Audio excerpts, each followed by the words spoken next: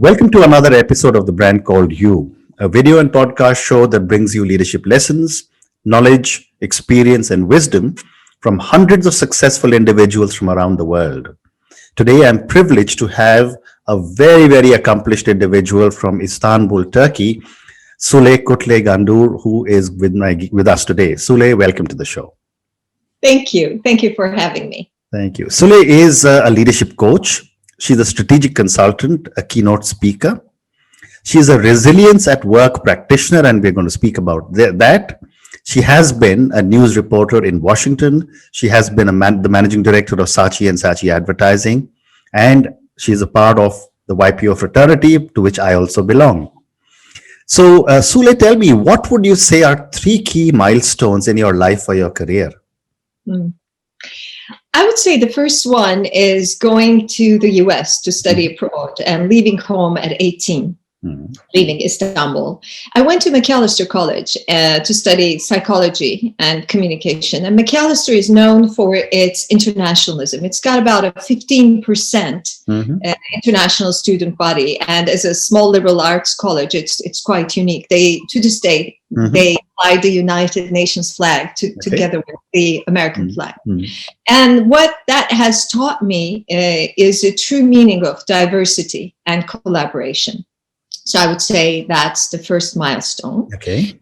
The second one is working in advertising, working for Saatchi & Saatchi for 10 years. I worked with incredibly bright and diverse minds. And that gave me a chance to learn strategic thinking, creative expression, and proactive action, I would say. So that was invaluable. And the third one is the famous COVID that we are all facing today. Because we're facing such a big challenge and ambiguity, once again, it reminded me about the preciousness of time. Correct. And because the philosopher Seneca naturally says it better than me, I'd like to quote here. Sure. It is not that we have a short time to live, but that we waste a lot of it. Putting things off is the biggest waste of life.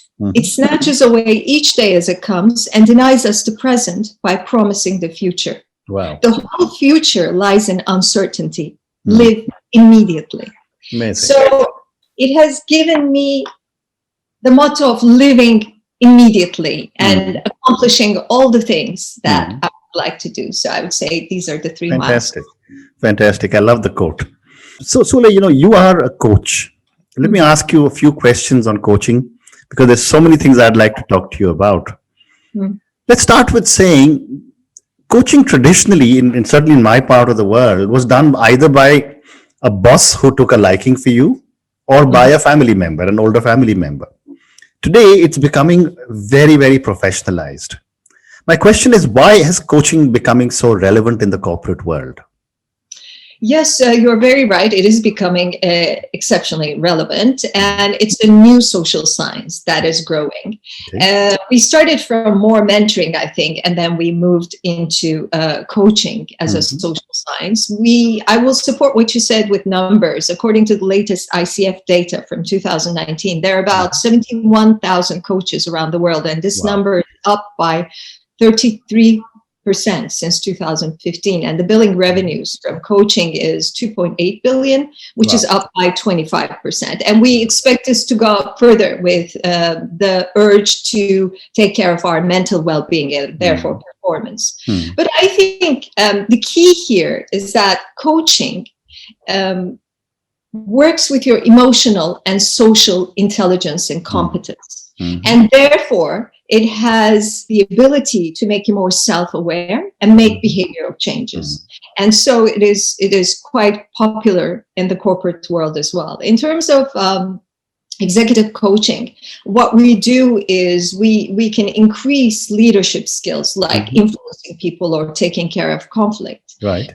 We can work with communication effectiveness, how you work better with teams, and how you can enhance your communication style and make it more challenging yet supportive at the same time. We can work with transitions in terms of changing jobs, changing countries, and most importantly these days, resilience and adaptability, of course.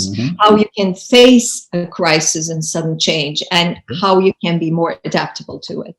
And I think that's why. Very interesting. And, you just spoke of mentoring. What is the difference between coaching and mentoring? I think they're both trying to do the same thing. They have the same goal in mind, which is maximizing personal and professional potential and unleashing that. Okay. So it furthers your life, it furthers your career life, and gives you progress and goal attainment. Having said that, a coach will give you impartial and intuitive feedback, and a mentor will give you more directive feedback. Okay. A coach will ask impartial, provocative questions, and a mentor will give you career advice and share their specific knowledge on the matter. Coaching has a set time frame and specific goals, whereas mentoring is more fluid. It evolves with the relationship and with what's going on in your life. And also, coaching is usually financially compensated for, whereas mentors are usually on a pro bono basis. Okay. Are they? I fully understand. Wonderful. So tell me, in the corporate world, who should look for a coach? Oh, anybody and everybody who has an agenda to grow and become more self-aware and develop. I think if you have these three questions in mind, defining your context, what's up, what's happening in my life, in my personal life and professional life, and looking at the content of your life, what is really important for me. Okay. And if you'd like to move into specific action, into conduct, and ask what's next and how can I get there better and faster, then I believe it's good to get a strategic accountability partner, i.e. a coach. Okay. Okay, very interesting. And how long should my association be with my coach? That really depends on the goals that you set and what you'd like to work on. So it's quite specific per contract among the client and the coach. Usually we prefer minimum of 4 to 6 sessions because you can't get commitment through involvement and action before that. Having said that, though, if you have a very specific issue you'd like to approach and get feedback and perspective on, say you all of a sudden get a wonderful job offer, but you're really happy with your company and you would like to get perspective on that, and you're not sure how to go forward, then we do something called laser coaching. We focus and we master that subject together through questions and setting the agenda in a very structured manner. So that's 1 or 2 sessions. Very interesting. So one more question on coaching before I move to the next segment. Sure. From a coachee perspective, how do I evaluate if my coach is good? Well, obviously, the certification and the credentials is quite important. So it has to come from a respectable institute, like International Coaching Federation, or a university like the one I attended, Columbia Coaching Master's Level Program. There are others at Harvard and Washington as well. Not many universities have these programs, or both. So that's quite important. And then the references and the background, what they have done. After that, I think it's kind of like a strategic partnership. So it's all about the fit. What are your needs and what is the coach delivering? So what is the coach's style, communication style? What is the preferred method of coaching? For him or she? What kind of tools do they use? What kind of business expertise do they have and wisdom to contribute to this, and so on. And by asking those questions, I think you can pick the right coach for yourself. Terrific. So let's move to the second area of your specialization, which is resilience at work. You're a resilience at work practitioner. Yes. My first question to you is, how do you define resilience and why is it important in the workplace? Harvard Business School defines it very shortly. I'll share that first. Adaptability personified. Okay. I think, though, the simplest way to define resilience is through an analogy with the bamboo plant. Bamboo is quite an interesting plant. It thrives around the world in all climates and countries. It can take a lot of rain. It can take a lot of drought. It grows about 9 centimeters per day, so on. But the most important quality is its tensile strength. It is greater than of steel. So you can bend a bamboo all you like, but you simply cannot break it. So when we talk about resilience, what we mean is being as flexible and therefore enduring as a bamboo tree. Okay. I think that's the easiest way to define it. And another thing I'd like to say is that courage is quite an important element in resilience. To have the courage to really stare back at your own reality right in the eye, no matter how tough it may be the moment, because that's going to move you into resourcefulness, proactivity, and optimism. It's crucial. I'm sorry. Please. No, go ahead. I think it's crucial in the workplace because with the fourth industrial revolution and with this pandemic, change and complexity is an integral part of our lives. So you need the skill to change with change and be adaptable quickly. So you cannot really survive without resilience these days. Interesting. And at the workplace, and I'm sure you must have worked with hundreds and hundreds of people, where in the workplace, there is lots of negativity, among colleagues, and when it's competition, it's, people are looking for more and more senior roles, etc., etc. How does a person build resilience in themselves to be able to counter this negativity? That's an excellent question. And the answer is not going to be very easy or simple and direct, but let me attempt. Okay.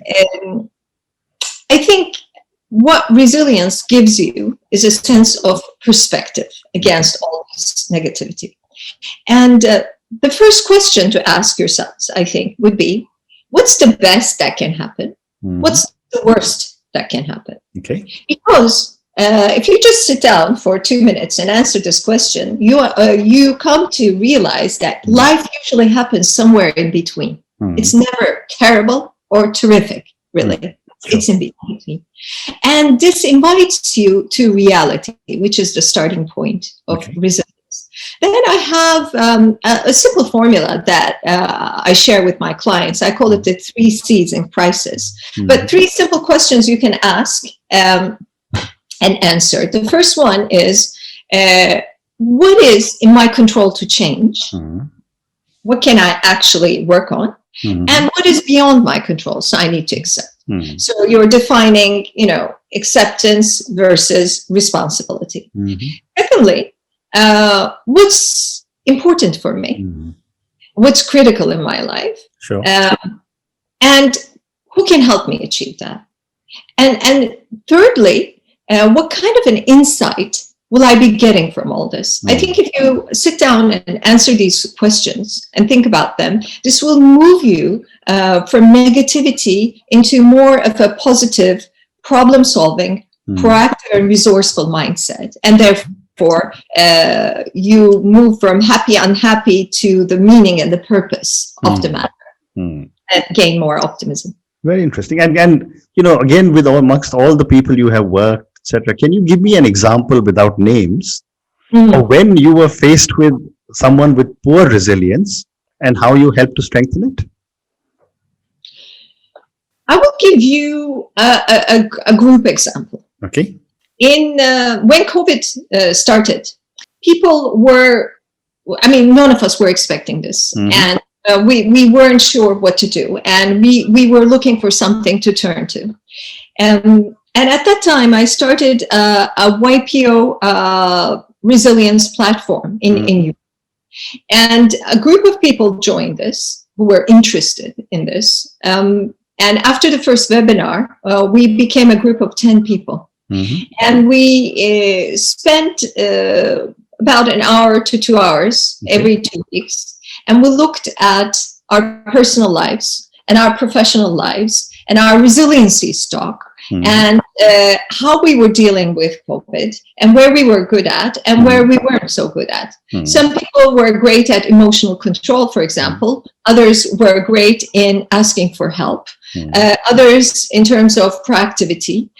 Others hope and optimism and faith. So we got a chance to learn from one another. I know this is not a very specific example, but I think this is a good example to point out the fact that latest research is showing us that resilience is not a goal, but it is a process and a tool to get you into self-efficacy and goal attainment. And what's critical to do that is not individual resilience, it's collective resilience. So the more resources you have around you in terms of what you need, and the more collaboration you make, the more resilient you will feel and get a perspective. So that's why I wanted to share this example. So my, follow-up question to that, and, you're a coach, you are, a practitioner of resilience. You work with many, many CEOs. What, according to you, are some of the important qualities a CEO should have?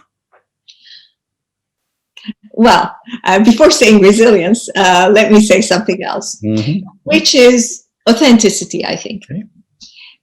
Really being who you are and coming to terms with it and being able to openly share it. Because who you are determines how you lead. And if you know that, and if you're vulnerable enough to share that, then people see your strengths, people see your blind spots, so they can complement it. And you can practice diverse whole brain thinking with your teams and with the people around you, which is going to make you more adaptable. So I think authenticity and vulnerability that is needed to do that is a prerequisite these days. And then, of course, resilience would be the second quality, to be able to change with change. Interesting. And you say vulnerability. What you're saying is that a CEO should not be scared of being vulnerable.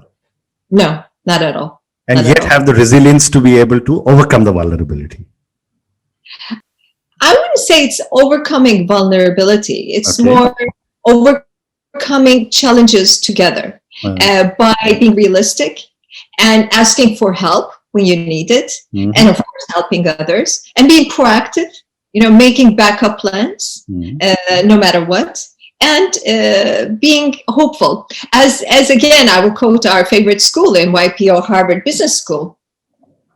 They say that leadership in crisis is about two things: brutally honest and hopeful. And that's how a leader should be. And what is that but resilience, really?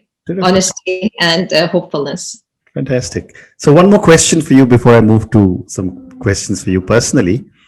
You work with so many people across countries and across ages. Yes. Today, the world belongs to the millennials and the Gen Zs. I mean, they're going to change this world, and I have a lot of faith in, just when I look at my own children and so many other of their friends. When you work with millennials and Gen Zs, what do you notice about them which is different from the people before that?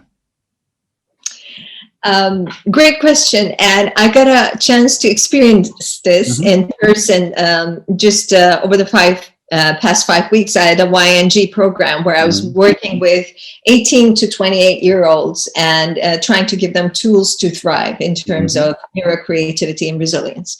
And I would say the first thing is they're very tech savvy, and they expect you to be. So there can be generational friction around that. Correct. They're incredibly flexible and open-minded, so you need to be like that. And they demand flexibility in their work environment, not just in the way they think, but how they work and when they work, where they work. They would like to move very fast up their careers, up the career ladder. And so they have to make a lot of compromises and live with that. So you need to deal with this emotional and social complexity when you're working with them.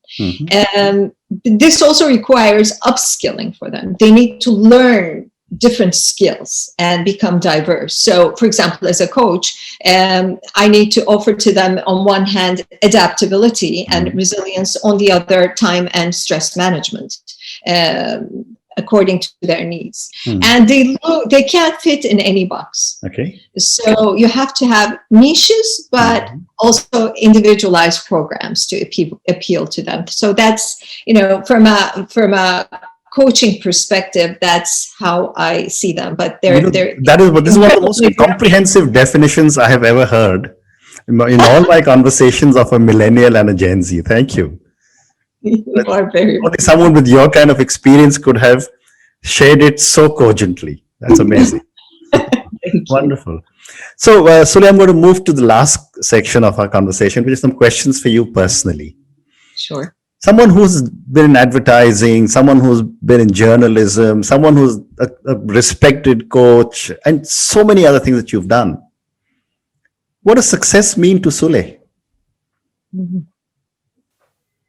I'm 52 years old, and I think that definition has evolved. Correct. And today, I would define it as touching somebody's life and making a difference, no matter how small. And this can be their personal lives or their professional lives. Okay. The other day, not the other day, it's been 2 months, but I did a retreat with a group.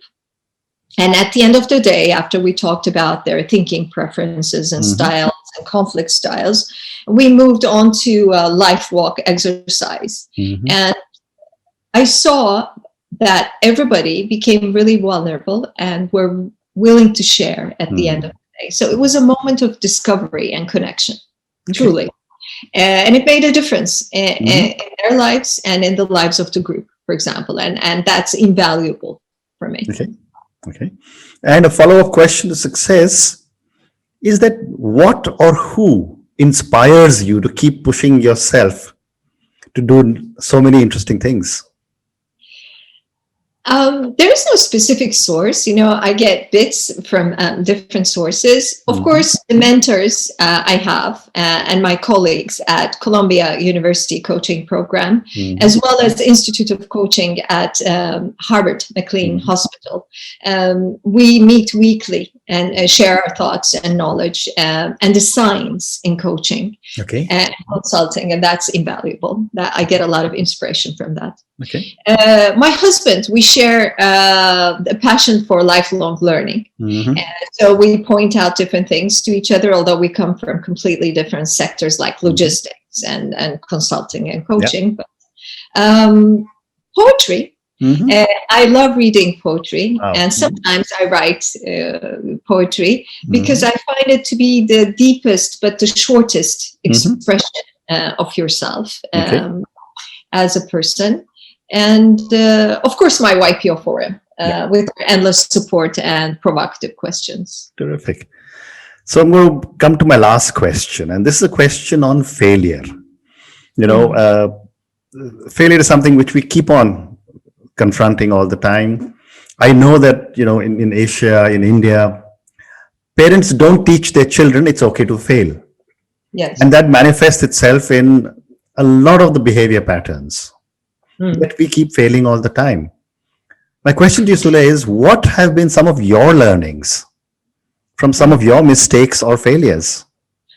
Thank you for that question. I think it's highly critical. Carol Dweck, I'm sure you know about her, talks about this growth mindset and how we should, try to educate our children and how this actually starts, this growth mindset versus a more rigid and closed mindset at age even 3 or 4. You give some kids puzzles that you put in front of them, puzzles that they've done before and they haven't done before, and those with a growth mindset will go to the puzzles that they have not done before because they're comfortable with this new challenge and they actually enjoy it. And others who have already defined success and self-esteem will go to those that they have done before. And we need to be able to find a way to change this and to mentor this, I think, in our children. But in terms of my own experience, I think one life-defining moment was being asked to be the managing director of Saatchi & Saatchi at age 33, wow. Big accomplishment and a challenge. And then being asked to resign 3 years later overnight, which was a big surprise and a lesson in resilience. And what I learned from that was, no matter where you're at in your life, you need to have backup plans and be proactive before something happens, because it can any minute at time. Another life-defining moment, this is both, I think, about my personal and professional life, was my father passing away last year. And we had been dealing with an incurable immune disease together for 10 years. And as his health declined, I put my life, including my professional life, on the back burner to be with him. I do not regret that. But what I came to realize is that there is a difference between sacrificing and giving. Correct. And it's a delicate balance to take care of yourself in between all that. That's so well said. Sule, thank you so much. It's been such a pleasure speaking to you. I wish you lots of success in everything that you're doing. I thank you very much. This has been a wonderful experience and I'm humbled by it. Thank you. Thank you again. Opportunity.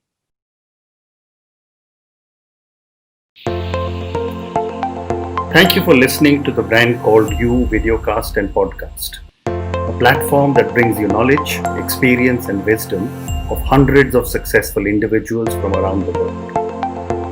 Do visit our website www.tbcy.in to watch and listen to the stories of many more individuals. You can also follow us on YouTube, Facebook, Instagram, and Twitter. Just search for the Brand Called You.